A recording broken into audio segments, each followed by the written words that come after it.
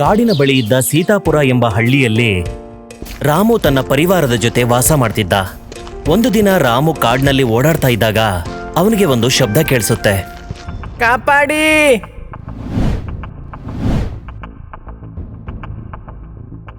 ಕಾಪಾಡಿ, ಅಯ್ಯೋ ಯಾರಾದ್ರೂ ನನಗೆ ಸಹಾಯ ಮಾಡಿ. ರಾಮು ಅಲ್ಲಿ ಗಾಯಗೊಂಡು ಸಹಾಯ ಕೇಳ್ತಾ ಇರೋ ಒಂದು ಕೋತಿಯನ್ನ ನೋಡ್ತಾನೆ. ಅಯ್ಯೋ ಅಣ್ಣ, ನನಗ್ ಸಹಾಯ ಮಾಡಿ, ಇಲ್ಲ ಅಂದ್ರೆ ನಾನು ಸತ್ ಹೋಗ್ಬಿಡ್ತೀನಿ. ಅಯ್ಯೋ, ನಿನಗೆ ತುಂಬಾ ಗಾಯ ಆಗಿದೆ, ಅಷ್ಟಕ್ಕೂ ನಿನಗೆ ಏನಾಯ್ತು? ನಾನು ಆಟ ಆಡ್ತಿದ್ದೆ, ಅವಾಗ ಒಂದ್ ಸಿಂಹ ಬಂದು ನನ್ ಮೇಲೆ ದಾಳಿ ಮಾಡ್ತು. ನನ್ನನ್ನ ಕಾಪಾಡೋದಕ್ ಹೋಗಿ ನಮ್ಮಪ್ಪ ಅಮ್ಮ ಆ ಸಿಂಹಕ್ಕೆ ಆಹಾರ ಆಗೋದ್ರು. ನಾನು ಅನಾಥ ಆಗೋದೆ. ನೀನೇನು ಚಿಂತೆ ಮಾಡ್ಬೇಡ, ನಾನ್ ನಿನಗೆ ಚಿಕಿತ್ಸೆನೂ ಕೊಡಿಸ್ತೀನಿ, ನನ್ ಜೊತೆ ಕರ್ಕೊಂಡು ಹೋಗ್ತೀನಿ. ರಾಮು ಗಾಯಗೊಂಡಿರೋ ಕೋತಿಗೆ ಚಿಕಿತ್ಸೆ ಕೊಡಿಸೋದಿಕ್ಕಾಗಿ ತನ್ನ ಮನೆಗೆ ಕರ್ಕೊಂಡು ಬರ್ತಾನೆ. ಅಯ್ಯೋ, ನೀವು ಈ ಕೋತಿನ ಯಾಕೆ ಎತ್ಕೊಂಡ್ ಬಂದ್ರಿ? ಇದಕ್ಕೆ ಗಾಯ ಆಗಿದೆ, ಚಿಕಿತ್ಸೆಯ ಅಗತ್ಯ ಇದೆ, ಅದಕ್ಕೋಸ್ಕರ ಇಲ್ಲಿ ಕರ್ಕೊಂಡ್ ಬಂದೆ. ಇಲ್ಲ, ಇದನ್ನ ನಾನ್ ಮನೆಯಲ್ಲಿ ಇಟ್ಕೊಳ್ಳಲ್ಲ. ನಮ್ ಮಗು ಇನ್ನೂ ಚಿಕ್ಕದಿದೆ. ಈ ಕೋತಿ ನಮ್ ಮಗುಗೇನಾದ್ರೂ ಮಾಡ್ಬಿಟ್ರೆ? ಅಮ್ಮ, ನಾನ್ ಯಾವುದೇ ಕಾರಣಕ್ಕೂ ಈ ಮಗುಗೆ ತೊಂದರೆ ಕೊಡಲ್ಲ, ನೋಡ್ತಾ ಇರಿ. ನನಗೆ ಚಿಕಿತ್ಸೆಯ ಅಗತ್ಯ ಇದೆ, ಹಾಗಾಗಿ ನನ್ನನ್ನ ಇಲ್ಲಿರೋದಕ್ ಬಿಡಿ, ನಾನ್ ನಿಮ್ಮ ನಂಬಿಕೆ ಗಳಿಸ್ತೀನಿ. ಗಂಗಾ ಯಾವುದೇ ಕಾರಣಕ್ಕೂ ಗಾಯಗೊಂಡಿರೋ ಆ ಕೋತಿಯನ್ನ ತನ್ನ ಮನೆಯಲ್ಲಿ ಇಟ್ಕೊಳ್ಳೋದಿಕ್ಕೆ ಒಪ್ಕೊಳ್ಳೋದಿಲ್ಲ. ಆದ್ರೆ ರಾಮು ಅವಳನ್ನ ತುಂಬಾ ಕೇಳ್ಕೊಂಡ್ಮೇಲೆ ಅವಳು ಒಪ್ಕೋತಾಳೆ. ಆಮೇಲೆ ರಾಮು ಗಾಯಗೊಂಡಿರೋ ಕೋತಿಗೆ ಚಿಕಿತ್ಸೆ ಕೊಡೋದಿಕ್ ಶುರು ಮಾಡ್ತಾನೆ.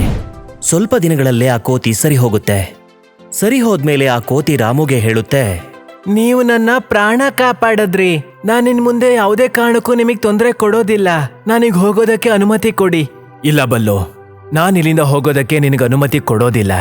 ಯಾಕೆ ಅಂದ್ರೆ ನನಗೆ ಗೊತ್ತಿದೆ ನಿಮ್ಮ ಅಪ್ಪ ಅಮ್ಮ ಈ ಪ್ರಪಂಚದಲ್ಲಿ ಇಲ್ಲ ಅಂತ. ಈಗ ನಿನ್ನ ಕಾಡು ಪ್ರಾಣಿಗಳಿಂದ ಯಾರು ಕಾಪಾಡ್ತಾರೆ?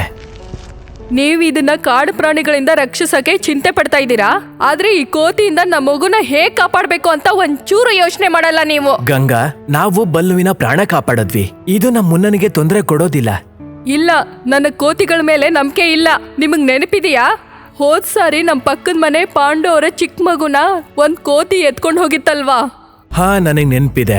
ಹಾಗಾದ್ರೆ ನಿಮ್ಗೆ ಇದು ನೆನ್ಪಿರ್ಬೇಕಲ್ವಾ, ಆ ಕೋತಿಗಳು ಪಾಂಡು ಮಗುನ ಸಾಯಿಸ್ಬಿಟ್ಟಿದ್ವು ಅಂತ.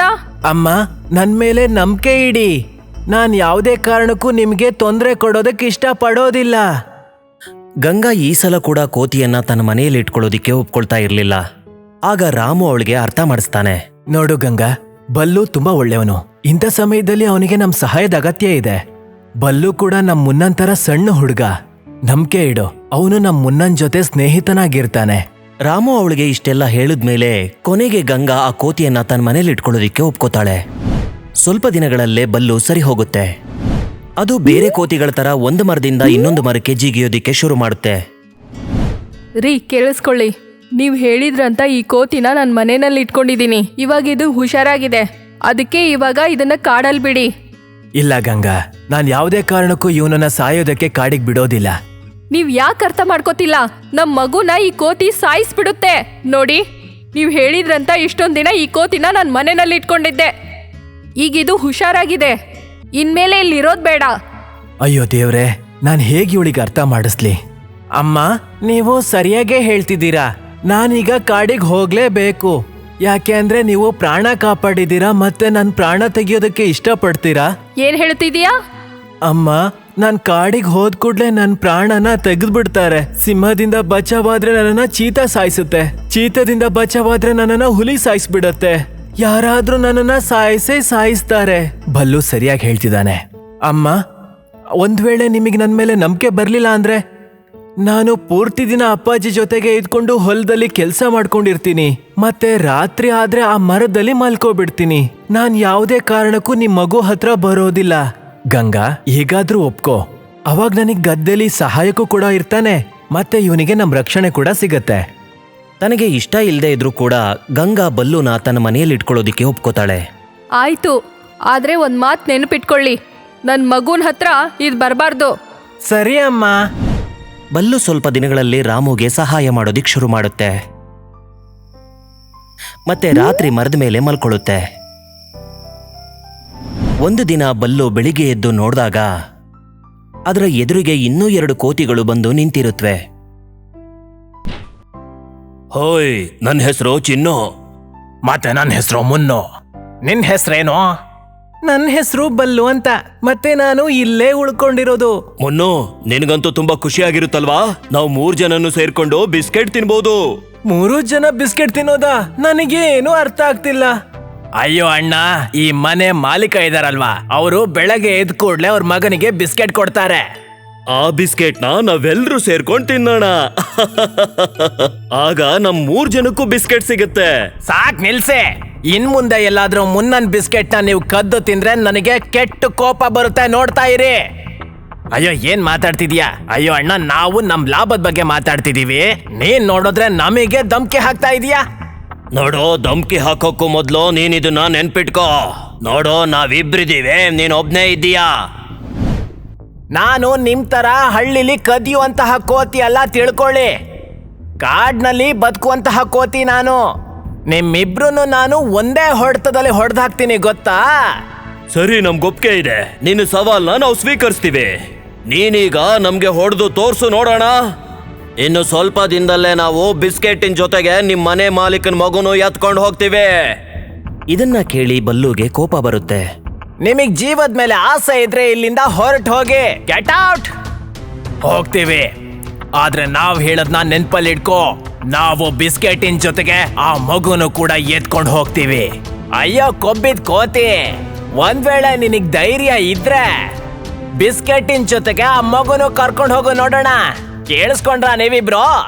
ಬಿಸ್ಕೆಟಿನ ಜೊತೆಗೆ ಆ ಮಗುನು ಕರ್ಕೊಂಡು ಹೋಗಿ. ಬಲ್ಲು ಹೀಗೆ ಮಾತಾಡೋದನ್ನ ಕೇಳಿಸ್ಕೊಂಡ ಗಂಗಾಗೆ ಬಲ್ಲು ಮೇಲೆ ಅನುಮಾನ ಬರುತ್ತೆ. ಅವಳು ಅನ್ಕೋತಾಳೆ, ಬಲ್ಲು ಇನ್ನೆರಡು ಕೋತಿಗಳ ಜೊತೆ ಸೇರಿ ತನ್ನ ಮಗುನ ಎತ್ಕೊಂಡು ಹೋಗೋದಿಕ್ಕೆ ಪ್ಲಾನ್ ಮಾಡ್ತಿದೆ ಅಂತ. ಹಾಗಾಗಿ ಗಂಗಾ ಬಲ್ಲುನ ಸಾಯಿಸೋದಿಕ್ಕೆ ಪ್ಲಾನ್ ಮಾಡ್ತಾಳೆ. ಮಾರನೇ ದಿನ, ಬಲ್ಲು, ಬೇಗ ಕೆಳಗಿಳಿ. ನಾವಿವತ್ತು ಬೇಗ ಗದ್ದೆಗೆ ಹೋಗ್ಬೇಕು.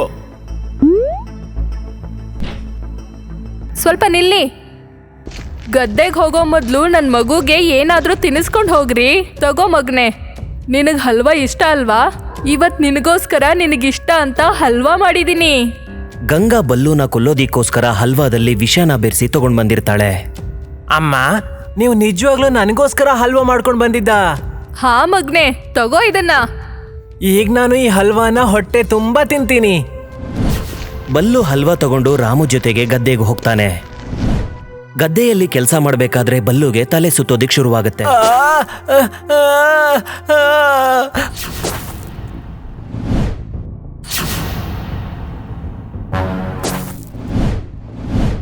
ಬಲ್ಲು ಹುಷಾರ್ ತಪ್ಪಿದ್ದನ್ನ ನೋಡಿ ರಾಮು ವೈದ್ಯರ ಹತ್ರ ಅದನ್ನ ಕರ್ಕೊಂಡು ಹೋಗ್ತಾನೆ. ಬಲ್ಲುಗೆ ಚಿಕಿತ್ಸೆ ಮಾಡಿ ವೈದ್ಯರು ಅದನ್ನ ಹುಷಾರ್ ಮಾಡ್ತಾರೆ.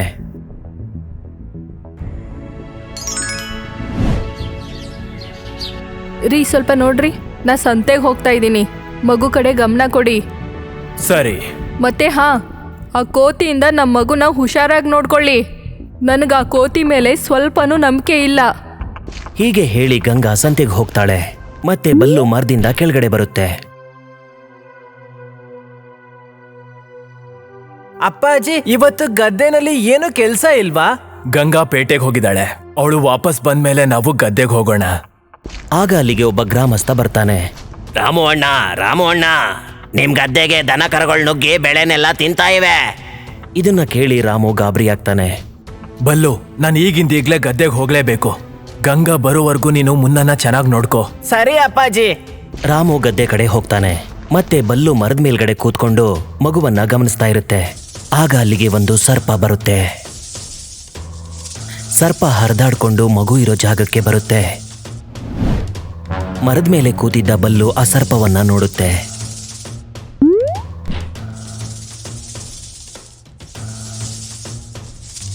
ಬಲ್ಲು ಆ ಸರ್ಪದ ಹತ್ರ ಹೋಗೋಷ್ಟರಲ್ಲಿ ಆ ಸರ್ಪ ಮಗುವಿನ ಹತ್ರ ಹೋಗ್ತಾ ಇರುತ್ತೆ.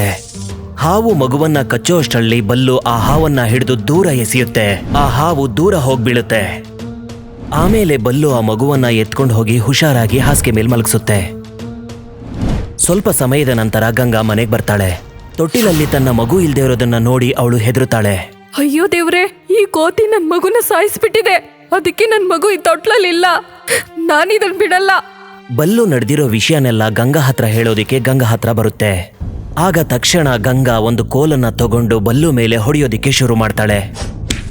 ನೀನ್ ನನ್ನ ಮಗುನ ಸಾಯಿಸ್ಬಿಟ್ಟಿದೀಯಾ. ನಾನು ನಿನ್ ಸುಮ್ಮನೆ ಬಿಡಲ್ಲ. ಆ, ಆ, ಆ! ಕೊಲೆಗಾರ ಕೋತಿ, ನನಗ್ ನಿನ್ ಮೇಲೆ ಮೊದ್ಲೇ ನಂಬಿಕೆ ಇರ್ಲಿಲ್ಲ. ನಿನ್ ಮೊದ್ಲೇ ನನ್ ಸಾಯಿಸ್ಬಿಡ್ಬೇಕಾಗಿತ್ತು. ಮಗು ಅಳೋ ಶಬ್ದ ಕೇಳಿ ಗಂಗಾ ತನ್ನ ಮನೆ ಒಳಗಡೆ ಹೋಗ್ತಾಳೆ. ಅಲ್ಲಿ ನೋಡಿದ್ರೆ ಮಗು ಜೀವಂತವಾಗಿ ಮಲಗಿರುತ್ತೆ. ಮಗು ಜೀವಂತವಾಗಿರೋದನ್ನ ನೋಡಿ ಗಂಗಾ ಖುಷಿ ಪಡ್ತಾಳೆ. ಇನ್ನೊಂದು ಕಡೆ ದೂರದಲ್ಲಿ ಸರ್ಪ ಹರ್ಕೊಂಡು ಹೋಗ್ತಾ ಇರುತ್ತೆ. ಆಗ ಗಂಗಾಗೆ ತಾನು ಮಾಡಿದ ತಪ್ಪಿನ ಅರಿವಾಗುತ್ತೆ. ಒಂದ್ ವೇಳೆ ಆ ಹಾವು ತನ್ನ ಮಗುವನ್ನ ಕಚ್ಬಿಟ್ಟಿದ್ರೆ ತನ್ನ ಮಗು ಪ್ರಾಣ ಉಳಿಸೋದಿಕ್ಕೆ ಬಲ್ಲು ತನ್ನ ಪ್ರಾಣವನ್ನೇ ಪಣವಾಗಿಟ್ಟಿರೋದು ಅವಳು ಗೊತ್ತಾಗತ್ತೆ. ಆಗ ಅವಳು, ಅಯ್ಯೋ ದೇವ್ರೆ, ನಾನ್ ಏನ್ ಮಾಡ್ಬಿಟ್ಟೆ? ಆಗ ರಾಮು ಮನೆಗ್ ಬರ್ತಾನೆ. ಅಯ್ಯೋ, ಇದೇನಿದು? ಬಲ್ಲುನ ಯಾರ್ ಸಾಯಿಸಿದ್ದು? ಆಗ ಗಂಗಾ ಅಳ್ತಾ ರಾಮುಗೆ ನಡೆದ ಘಟನೆಯನ್ನೆಲ್ಲ ವಿವರಿಸ್ತಾಳೆ. ನನ್ ತಪ್ಪು ತಿಳುವಳಿಕೆ ಕಾರಣದಿಂದ ನನ್ ಮಗುನ ರಕ್ಷಣೆ ಮಾಡಿದ ಕೋತಿನ ನಾನೇ ಸಾಯಿಸ್ಬಿಟ್ಟೆ. ದೇವ್ರೆ, ನನ್ ಕೈಲಿ ಇದೆಂತ ತಪ್ಪು ಮಾಡಿಸ್ದೆ. ಗಂಗಾಗೆ ತಾನು ಮಾಡಿದ ತಪ್ಪಿನ ಅರಿವಾಗುತ್ತೆ. ಆಗ ನನಗ್ ಹೊಡಿಬೇಡಿ, ನನಗ್ ಹೊಡಿಬೇಡಿ. ನಾನ್ ನಿಮ್ ಮಗನ ಶತ್ರು ಅಲ್ಲ. ನನಗ್ ಹೊಡಿಬೇಡಿ. ಬಲ್ಲು ಕಿರ್ಚೋದನ್ನ ಗಂಗಾ ಮತ್ತೆ ರಾಮು ಇಬ್ರು ನೋಡ್ತಾರೆ. ರೀ, ಕೋತಿ ಜೀವಂತವಾಗಿದೆ, ಇನ್ನೂ ಉಸಿರಾಡ್ತಾ ಇದೆ. ಕಾಪಾಡಿ ಇದನ್ನ. ಹಾ, ನಾನು ಬಲ್ಲುನ ಕರ್ಕೊಂಡು ಈಗ್ಲೇ ಆಸ್ಪತ್ರೆಗೆ ಹೋಗ್ತೀನಿ. ಆಸ್ಪತ್ರೆಗೆ ನನ್ನನ್ನ ಕರ್ಕೊಂಡು ಹೋಗೋ ಅಗತ್ಯ ಇಲ್ಲ ಅಪ್ಪಾಜಿ, ನಾನ್ ಚೆನ್ನಾಗಿದ್ದೀನಿ. ಬಲ್ಲು ಆರೋಗ್ಯವಾಗಿರೋದನ್ನ ನೋಡಿ ಇಬ್ರು ಖುಷಿ ಪಡ್ತಾರೆ. ನನ್ ಕ್ಷಮಿಸ್ಬಿಡು ಬಲ್ಲು, ನೀ ನನ್ ಮಗುನ ಕಾಪಾಡ್ದವನು. ನಾನ್ ನಿನ್ನನ್ನೇ ಶತ್ರು ಅನ್ಕೊಂಡ್ಬಿಟ್ಟೆ. ನನ್ ಕ್ಷಮಿಸ್ಬಿಡು ಮಗನೇ. ಅಮ್ಮ, ನಿಮಗ್ ನನ್ ಮೇಲೆ ನಂಬಿಕೆ ಇರ್ಲಿಲ್ಲ. ಈ ವಿಷಯ ನನಗೆ ಮೊದ್ಲೇ ಗೊತ್ತಿತ್ತು. ನೀವು ನನಗೆ ಕೊಡೋ ಊಟದಲ್ಲಿ ವಿಷ ಹಾಕಿದ್ರಿ, ಅದನ್ನ ನಾನು ನನ್ನ ಕಣ್ಣಾರೆ ನೋಡಿದ್ದೆ. ಏನು? ಅದ್ ನಿನಗ್ ಗೊತ್ತಿದ್ರು ಆ ವಿಷದ ಹಲ್ವಾ ನೀನ್ ಹೇಗ್ ತಿಂದೆ? ಹಾ ಅಮ್ಮ, ನಿಮಗೆ ಬೇಜಾರ್ ಮಾಡೋದಕ್ಕೆ ನನಗಿಷ್ಟ ಇರ್ಲಿಲ್ಲ. ನಿಮಗೆ ನಾನ್ ಸಾಯ್ಬೇಕಾಗಿತ್ತು. ಅದಕ್ಕೆ ನಾನ್ ಅನ್ಕೊಂಡೆ ಕಾಡಲ್ಲಿರೋ ಸಿಂಹದ ಕೈಲಿ ಸಾಯೋದ್ಕಿಂತ ನಾನು ನಮ್ಮಮ್ಮ ಕೊಟ್ಟಿರೋ ವಿಷ ತಗೊಂಡ್ ಸಾಯೋದೇ ಲೇಸು ಅನ್ಕೊಂಡೆ. ಹಾಗಾಗಿ ನೀವ್ ಕೊಟ್ಟಿರೋ ವಿಷದ ಹಲ್ವಾನ ನಾನ್ ತಿಂದೆ. ನಾನು ಇವನಿಗೆ ಚಿಕಿತ್ಸೆ ಕೊಡ್ಸೋದಕ್ಕೆ ನಾನು ವೈದ್ಯರ ಹತ್ರ ಕರ್ಕೊಂಡು ಹೋಗಿದ್ದೆ. ಹಾಗಾದ್ರೆ ನೀನವತ್ ಹೇಳಿದ್ದು ಸುಳ್ಳ? ಈಗ ಪ್ರಾಣಕ್ಕೇನು ತೊಂದ್ರೆ ಇಲ್ಲ, ಆದ್ರೆ ನನಗೊಂದು ವಿಷಯ ಅರ್ಥ ಆಗ್ಬೇಕು. ಈ ಕೋತಿ ಹೊಟ್ಟೆಲಿ ವಿಷ ಹೇಗ್ ಬಂತು ಅಂತ. ಹಾಗಾದ್ರೆ ಗಂಗಾನೇ ಊಟದಲ್ಲಿ ವಿಷ ಹಾಕಿರ್ಬೋದಾ? ಆಗ ಗಂಗಾನ ಕಾಪಾಡೋದಿಕ್ಕೆ ಬಲ್ಲು ಹೇಳುತ್ತೆ. ಇಲ್ಲ ಅಪ್ಪಾಜಿ, ನೀವು ಅಮ್ಮನ ಮೇಲೆ ಅನುಮಾನ ಪಡ್ಬೇಡಿ. ನಾವು ಗದ್ದೆ ಹತ್ರ ಬರ್ಬೇಕಾದ್ರೆ ನಾನ್ ಯಾವುದೋ ವಿಷದ ಹಣ್ಣು ತಿಂದ್ಬಿಟ್ಟಿದೀನಿ ಅಂತ ಕಾಣುತ್ತೆ. ಅಮ್ಮ ಹಲ್ವದಲ್ಲಿ ವಿಷ ಹಾಕಿಲ್ಲ. ಹಾ ಅಪ್ಪಾಜಿ, ಅವತ್ತು ನಾನು ಸುಳ್ಳು ಹೇಳಿದ್ದೆ. ನಾನ್ ಯಾವುದೇ ವಿಷದ ಹಣ್ಣು ಅವತ್ತು ತಿಂದಿರ್ಲಿಲ್ಲ. ನೋಡುದ್ಯಾ ಗಂಗಾ, ಇದೆಷ್ಟು ಒಳ್ಳೆ ಕೋತಿ ಅಂತ. ಇದು ಗೊತ್ತಿತ್ತು ನೀನು ಹಲ್ವದಲ್ಲಿ ವಿಷ ಹಾಕಿದ್ಯಾ ಅಂತ, ಅಂದ್ರೂ ಕೂಡ ಹಲ್ವಾ ತಿಂತು. ಹಾ, ಅದ್ ತನ್ ಪ್ರಾಣದ ಬಗ್ಗೆನೂ ಚಿಂತೆ ಮಾಡ್ದೆ, ನನ್ ಮಗುನ್ ಪ್ರಾಣನ ಕಾಪಾಡಿದೆ. ಇವತ್ತಿಂದ ಇದು ಕೋತಿ ಅಲ್ಲ, ಅದ್ ನನ್ ಮಗು. ಇನ್ಮೇಲೆ ಇವ್ನು ಇಲ್ಲೇ ಇರ್ತಾನೆ ನಮ್ ಜೊತೆ. ಇದನ್ನ ಕೇಳಿ ಎಲ್ರೂ ಸಂತೋಷ ಪಡ್ತಾರೆ. ಅಂದಿನಿಂದ ಬಲ್ಲುನ ರಾಮು ಮತ್ತೆ ಗಂಗಾ ತಮ್ಮ ಮಗುವಿನ ಜೊತೆ ಅದನ್ನು ಮಗು ತರ ನೋಡ್ಕೋತಾರೆ. ಬಲರಾಮ್ ತನ್ನ ನಾಯಿ ಬಾಬುವನ್ನು ತನ್ನ ಮಗ ವಿಕ್ಕಿಗಿಂತ ಜಾಸ್ತಿ ಪ್ರೀತಿಸುತ್ತಿದ್ದ. ವಿಕ್ಕಿಗೆ ಈ ವಿಷಯವಾಗಿ ಬಾಬು ಮೇಲೆ ತುಂಬಾ ಕೋಪ ಬರುತ್ತಿತ್ತು. ಅದು ತನ್ನ ತಂದೆ ಈ ನಾಯಿಯನ್ನು ಯಾಕಿಷ್ಟು ಪ್ರೀತಿಸುತ್ತಾರೆ ಎಂದು. ಒಂದು ದಿನ ವಿಕ್ಕಿ ತನ್ನ ತಂದೆ ಬಲರಾಮನ ಬಳಿ ಕೇಳುತ್ತಾನೆ, ಅಪ್ಪ, ನನಗೆ ಸ್ವಲ್ಪ ದುಡ್ಡು ಬೇಕಿತ್ತು. ನನ್ನ ಫ್ರೆಂಡ್ಸ್ ಜೊತೆ ನಾನು ಪಾರ್ಟಿ ಮಾಡಕ್ ಹೋಗ್ಬೇಕು. ದುಡ್ಡೇನು ಮರದ ಮೇಲೆ ಬೆಳೆಯುತ್ತಾ? ಯಾವಾಗ ನೋಡಿದ್ರು ನೀ ನನ್ನ ಹತ್ರ ದುಡ್ಡು ಕೇಳ್ತಾ ಇರ್ತೀಯ? ನೀನೇ ಕಷ್ಟಪಟ್ಟು ದುಡಿ ಸ್ವತಃ ಸಂಪಾದಿಸಿ ತಿನ್ನು. ಅಪ್ಪ, ನೀವು ನನಗೆ ಖರ್ಚಿಗೆ ಕಾಸು ಕೂಡ ಕೊಡಕ್ಕಾಗಲ್ವಾ? ಆದ್ರೆ ಈ ನಾಯಿಗೋಸ್ಕರ ಇಷ್ಟೊಂದು ಖರ್ಚು ಮಾಡ್ತೀರಾ ನೀವು. ಇದಕ್ಕೆ ಹಾಕೊಳ್ಳೋದಕ್ಕೆ ತುಂಬಾ ದುಬಾರಿ ಬಟ್ಟೆಗಳನ್ನೂ ತಂದು ಕೊಡ್ತೀರಾ. ನಾನ್ ನಿಮ್ ಮಗ ಅಲ್ವಾ? ಹೊಡಿತೀನಿ ಇದಕ್ಕಿನ್ನೊಂದ್ಸಲ ನಾಯಿ ಅಂದ್ರೆ. ನನಗಿದು ಮಗುವಿಗಿಂತ ಜಾಸ್ತಿ. ನಿನಗಿದರ ಬಗ್ಗೆ ಏನಾದರೂ ಗೊತ್ತಾ? ಇನ್ಮೇಲೆ ಇದಕ್ಕೆ ನಾಯಿ ಅನ್ನಬೇಡ. ಇದು ನನ್ನ ಮಗು, ನಾಯಿ ಅಲ್ಲ. ನಾಯಿನ ನಾಯಿ ಅಂದಿರ ಇನ್ನೇನ್ ಹೇಳಕ್ಕಾಗುತ್ತೆ ಅಪ್ಪ? ಇಷ್ಟು ಖರ್ಚು ನನಗ್ ಮಾಡಿದಿದ್ರೆ ನಾನು ನಿಮ್ನಲ್ಲಿ ತುಂಬಾ ಪ್ರೀತಿ ಮಾಡ್ತಿದ್ದೆ, ನಾಯಿಗಿಂತ ಜಾಸ್ತಿ. ಅರೆ ದಡ್ಡ, ನೀನ್ ನನ್ನ ಇಷ್ಟಪಡೋದಕ್ಕೆ ಕಾರಣ ನಾನು ನಿನ್ನ ಪಾಲನೆ ಪೋಷಣೆ ಮಾಡಿ ನಿನ್ ಮೇಲೆ ಖರ್ಚು ಮಾಡ್ತಾ ಇದ್ದೀನಿ ಅಂತ. ಆದ್ರೆ ಈ ಮೂಕ ಪ್ರಾಣಿ ಯಾವುದೇ ಆಸೆ ಇಲ್ಲದೆ ಮನಸ್ಸಿನಿಂದ ನನ್ನ ಪ್ರೀತಿಸುತ್ತೆ. ವಿಕ್ಕಿ ಕೋಪಗೊಂಡು ಉಪವಾಸ ಮಲಗುತ್ತಾನೆ. ಆ ರಾತ್ರಿ ಅವರ ಮನೆಗೆ ಕಳ್ಳರು ಬರ್ತಾರೆ. ಆಗ ಬಾಬು ಜೋರಾಗಿ ಬೊಗಳಿ ಎಲ್ಲರನ್ನೂ ಎಚ್ಚರಿಸುತ್ತಾನೆ.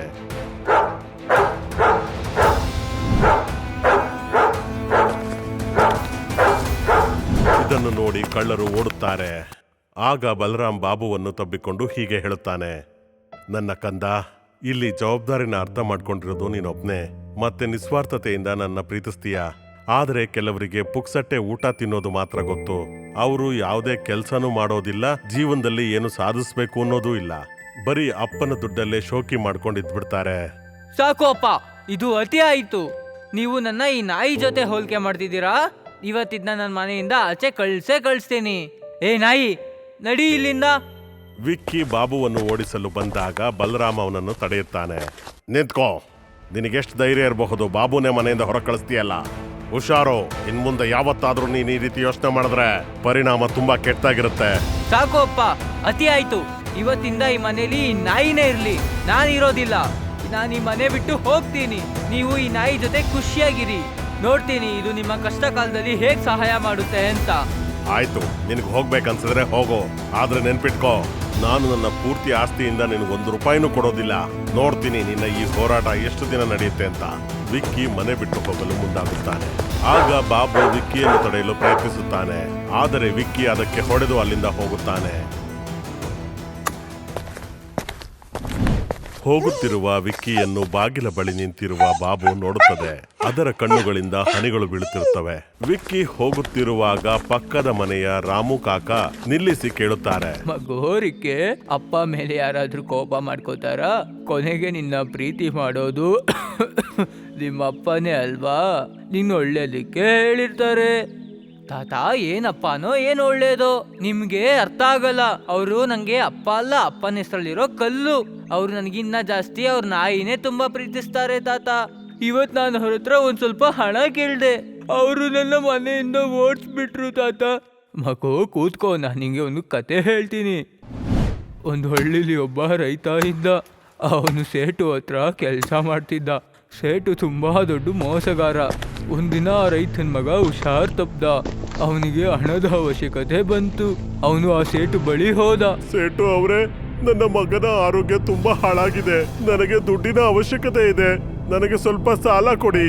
ಒಳ್ಳೇದು, ನಿನ್ ಮಗನ್ಗೆ ಹುಷಾರಲ್ಲ, ಹಾಗಾಗಿ ನಿನಗೆ ಹಣದ ಅವಶ್ಯಕತೆ ಬಂದಿದೆ ಅಲ್ವಾ? ಹಾ. ಅರೆ ಅಣ್ಣ, ಗ್ಯಾರಂಟಿ ಇಲ್ದಿರ ನಿಂಗೆ ಹೇಗಪ್ಪ ಕಾಸು ಕೊಡ್ಲಿ ನಾನು? ನಿನ್ನ ಹತ್ರ ಗಿರ್ವಿ ಇಡೋದಿಕ್ಕೆ ಏನಾದ್ರೂ ಇದೆಯಾ?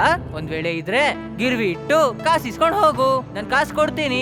ಆ ಕಷ್ಟದಲ್ಲಿದ್ದ ರೈತನು ತನ್ನ ಮಗನ ಚಿಕಿತ್ಸೆಗೋಸ್ಕರ ತನ್ನ ಮನೆಯ ಜಮೀನಿನ ಪತ್ರವನ್ನು ಅಡವಿಟ್ಟು ಸೇಟುವಿನ ಬಳಿ ತನಗೆ ಬೇಕಾದಷ್ಟು ಹಣವನ್ನು ತೆಗೆದುಕೊಳ್ತಾನೆ ಮತ್ತು ಆ ಹಣದಿಂದ ತನ್ನ ಮಗನನ್ನು ಗುಣಪಡಿಸುತ್ತಾನೆ.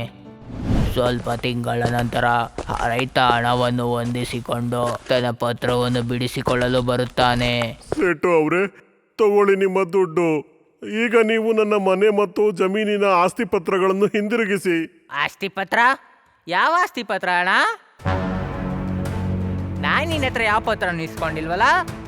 ಸುಳ್ಳು ಹೇಳ್ಬೇಡಿ ಸೇಟು, ನಾನು ಭಿಕಾರಿ ಆಗ್ಬಿಡ್ತೀನಿ. ನೀನ್ ಬೇಕಾದ್ರೆ ಇದ್ರೆ ನಾನೇನ್ ಮಾಡ್ಲಿ ಅಣ್ಣ? ವ್ಯಾಪಾರದಲ್ಲಿ ಯಾವತ್ತಾದ್ರೂ ಸುಳ್ಳು ಹೇಳಕ್ಕಾಗುತ್ತಾ? ನನ್ನ ಹತ್ರ ನಿಂದ ಯಾವುದೇ ಪತ್ರ ಕೂಡ ಇಲ್ಲ. ಹೀಗೆ ಹೇಳ್ಬೇಡಿ ಸೇಟು, ಅದು ನನ್ನ ಪೂರ್ವಜರ ಸಂಪತ್ತು. ಅವಶ್ಯಕತೆ ಇದ್ದಿದ್ದಕ್ಕೆ ನಾನು ನಿಮ್ಮ ಬಳಿ ಗಿರ್ವಿ ಇಟ್ಟಿದ್ದೆ. ನನಗೆ ನನ್ನ ಆಸ್ತಿ ಪತ್ರಗಳನ್ನು ಹಿಂದಿರುಗಿಸಿ ಸೇಟು. ಅರೆ ಅಣ್ಣ, ನಿಂಗೇನೋ ಹುಚ್ಚಿಡ್ದಿದ್ಯಾ? ಸ್ವಲ್ಪ ಹಣಕ್ಕೋಸ್ಕರ ತನ್ನ ಪೂರ್ತಿ ಆಸ್ತಿಯನ್ನು ಯಾರಾದ್ರೂ ಅಡ ಇಕ್ತಾರ ಅಣ್ಣ? ಅರ್ಥ ಇಲ್ದಿರಂಗ್ ಮಾತಾಡ್ತೀಯಲ್ಲ ಅಣ್ಣ. ಇಲ್ಲಿಂದ ಹೊರಡಿ ಬೇಗ, ನಮ್ಮ ಹತ್ರ ನಿಂದ ಯಾವುದು ಪತ್ರ ಇಲ್ವೇ ಇಲ್ಲ ಅಣ್ಣ. ಆ ರೈತ ತುಂಬಾ ಬೇಡ್ಕೊಂತಾನೆ, ಆದ್ರೆ ಆ ಸೇಟು ಅವನ ಮಾತನ್ನ ಕೇಳಿಸ್ಕೊಳ್ಳೋದೇ ಇಲ್ಲ. ಕೊನೆಗೆ ಆ ರೈತ ಬೇಜಾರಲ್ಲಿ ಮನೆ ಬರ್ತಾನೆ. ಅವನು ಹೋಗಿದ್ದ ಮತ್ತವನು ಒಬ್ಬ ಗೌಡ್ರ ಹತ್ರ ಹೋಗ್ತಾನೆ. ಮತ್ತೆ ನಡೆದಿದ್ದನ್ನೆಲ್ಲ ಅವ್ರ ಹತ್ರ ಹೇಳ್ತಾನೆ. ಮಗ, ನೀನ್ ಚಿಂತೆ ಮಾಡಬೇಡ, ದೇವ್ರೆಲ್ಲ ಒಳ್ಳೇದ್ ಮಾಡ್ತಾನೆ. ಆ ಗೌಡ ಈ ರೀತಿ ಹೇಳ್ಬೇಕಾದ್ರೆ ಒಂದು ಪುಟ್ಟ ನಾಯಿ ಮರಿಯಾಗ ಪತ್ರನ ಬಾಯಲ್ಲಿ ಕಚ್ಕೊಂಡು ಆ ರೈತನ ಹತ್ರ ಬರುತ್ತೆ. ರೈತ ಪತ್ರನ ತೆಗೆದು ಓದ್ತಾನೆ. ಅದು ಅವನ ಆಸ್ತಿ ಪತ್ರ ಆಗಿತ್ತು. ಆ ರೈತ ನಾಯಿನ ತಪ್ಕೋತಾನೆ. ಮತ್ತೆ ನಾಯಿನೂ ಪತ್ರನೂ ತಗೊಂಡು ಆ ಊರಿಂದನೇ ಬಂದ್ಬಿಡ್ತಾನೆ. ಸ್ವಲ್ಪ ದಿನ ಆದ್ಮೇಲೆ ಆ ರೈತ ಬೇರೆ ಊರಿಂದನೇ ಆ ಜಮೀನನ್ನ ಮಾರ್ಬಿಡ್ತಾನೆ. ಮತ್ತೊಂದು ಹೊಸ ಕಾರ್ಖಾನೆ ಶುರು ಮಾಡ್ತಾನೆ. ಆ ರೈತ ನಾಯಿನ ತನ್ನ ಮಗನಿಗಿಂತ ತುಂಬಾ ಹೆಚ್ಚಾಗಿ ಪ್ರೀತಿಸಕ್ ಶುರು ಮಾಡ್ದ. ಯಾಕಂದ್ರೆ ಆ ನಾಯಿ ಅವ್ರ ಪೂರ್ವಜರ ಆಸ್ತಿಯನ್ನ ಕಾಪಾಡಿರುತ್ತೆ. ತಾತ, ನಾಯಿ ಎಷ್ಟು ಸಹಾಯ ಮಾಡ್ತಲ್ವಾ? ಆದ್ರೆ ಈ ಕತೆನ ನೀವು ನಂಗೆ ಯಾಕೆ ಹೇಳಿದ್ರಿ? ಯಾಕಂದ್ರೆ ಆ ಕತೆ ನಿಮ್ಮ ತಂದೆದೇ. ಆ ರೈತ ಬೇರೆ ಯಾರು ಅಲ್ಲ, ನಿಮ್ಮ ಅಪ್ಪನೇ. ಮತ್ತೆ ಆ ನಾಯಿ ಕೂಡ ಅದೇ. ನಿಮ್ಮ ಅಪ್ಪನ ಇಡೀ ಆಸ್ತಿಯನ್ನ ಸೇಟುವಿಂದ ಕಾಪಾಡಿದ್ದು. ಬಹುಶಃ ನಿಂಗೆ ಈಗ ಅರ್ಥ ಆಗಿರುತ್ತೆ ನಿಮ್ಮಪ್ಪ ಆ ನಾಯಿನ ಯಾಕಿಷ್ಟು ಪ್ರೀತಿ ಮಾಡ್ತಾರೆ ಅಂತ. ಇದನ್ನು ಕೇಳಿದ ವಿಕ್ಕಿ ಅಳಲು ಶುರು ಮಾಡ್ತಾನೆ. ನನ್ನ ತಂದೆ ನನ್ನ ಪ್ರಾಣ ಕಾಪಾಡೋದಕ್ಕೋಸ್ಕರ ತನ್ನ ಇಡೀ ಆಸ್ತಿಯನ್ನ ಗಿರ್ವಿ ಇಟ್ಟಿದ್ರ. ಆದ್ರೆ ನಾನು ಅವ್ರು ನನ್ನ ಪ್ರೀತಿಸೋದೇ ಇಲ್ಲ ಅಂತ ತಪ್ಪು ತಿಳ್ಕೊಂಡು ಅವ್ರ ಜೊತೆ ನಾನು ಜಗಳ ಮಾಡ್ಕೊಂಡು ಬಂದೆ. ಆ ದಿನ ಬಾಬುವಿನ ನಿಯತ್ತು ವಿಕ್ಕಿಗೆ ತಿಳಿದು ಬಂತು. ಅವನು ಓಡುತ್ತಾ ತನ್ನ ತಂದೆಯ ಬಳಿ ಹೋಗುತ್ತಾನೆ ಮತ್ತೆ ಅವರನ್ನು ತಬ್ಬಿಕೊಂಡು ಹೇಳ್ತಾನೆ, ಅಪ್ಪಾಜಿ, ನನ್ನನ್ನು ಕ್ಷಮಿಸಿ. ನಾನು ನಿಮ್ಮ ಬಗ್ಗೆ ಎಷ್ಟು ತಪ್ಪಾಗಿ ತಿಳ್ಕೊಂಡಿದ್ದೆ. ಮತ್ತೆ ವಿಕ್ಕಿ ಬಾಬುವಿನ ಮುಂದೆ ಕೈ ಜೋಡಿಸಿ ಹೇಳುತ್ತಾನೆ, ಬಾಬು, ನಾನು ನಿನ್ನನ್ನು ಪ್ರಾಣಿ ಎಂದುಕೊಂಡಿದ್ದೆ. ಆದರೆ ಇವತ್ತು ನನ್ನ ಕಣ್ಣು ತೆರೆದಿದೆ. ನೀನು ನಮಗೆ ದೇವರ ಹಾಗೆ. ನನ್ನನ್ನು ಕ್ಷಮಿಸು ನನ್ನ ಸಹೋದರ, ನನ್ನನ್ನು ಕ್ಷಮಿಸು. ಇದನ್ನೆಲ್ಲ ನೋಡಿ ವಿಕ್ಕಿಯ ತಂದೆಯ ಕಣ್ಣಲ್ಲಿ ನೀರು ತುಂಬಿತು. ಅವರು ತುಂಬಾ ಪ್ರೀತಿಯಿಂದ ವಿಕ್ಕಿಯನ್ನು ತಬ್ಬಿಕೊಂಡರು. ಕಂದ, ಇವತ್ತಿನವರೆಗೂ ನಾನು ಈ ಸತ್ಯವನ್ನ ಯಾರತ್ರನೂ ಹೇಳಿರಲಿಲ್ಲ. ಯಾಕಂದ್ರೆ ನನ್ನ ಬಾಬುವಿನ ಮೇಲೆ ಕಳ್ಳತನದ ಆರೋಪ ಬರ್ದೇ ಇರ್ಲಿ ಅಂತ. ಮತ್ತೆ ನಾನು ಬಯಸಿದ್ದೆ ನೀನು ಕಷ್ಟಪಟ್ಟು ದುಡಿಲಿ ಅಂತ. ಆದ್ರಿಂದ ನಾನು ಈ ವಿಷಯವನ್ನ ಯಾರಿಗೂ ಹೇಳಿರ್ಲಿಲ್ಲ. ಮಗನೇ, ನಾನು ನಿಂಗೆ ಹೇಳ್ಬಾರ್ದಾಗಿತ್ತು. ಆದರೆ ತಂದೆ ಮಗನ ಮಧ್ಯೆ ಈ ಮನಸ್ತಾಪವನ್ನು ನೋಡಿ ನನಗೆ ದಾರಿ ತೋರಿಸ್ಲಿಲ್ಲ. ಅದಕ್ಕೆ ನಾನು ಹೇಳಿದ್ದು. ತಾತ, ಒಂದ್ ವೇಳೆ ನೀವು ಈ ಕತೆನ ನನಗೆ ಹೇಳಿರಲಿಲ್ಲ ಅಂದಿದ್ರೆ ನನಗೆ ಈ ನಾಯಿಯ ಸಹಾಯ ಹೇಗ್ ಗೊತ್ತಾಗ್ತಿತ್ತು. ಇವತ್ತಿಂದ ನಾನು ಇದನ್ನ ನಾಯಿ ಅಲ್ಲ, ಬಾಬು ಅಂತ ಕರಿತೀನಿ. Babu, I love you. ಒಂದು ನಾಯಿಯ ನಿಯತ್ತಿನ ಕತೆ ತಂದೆ ಮತ್ತು ಮಗನ ನಡುವಿನ ಪ್ರೀತಿಯನ್ನು ಹೆಚ್ಚಿಸಿತು.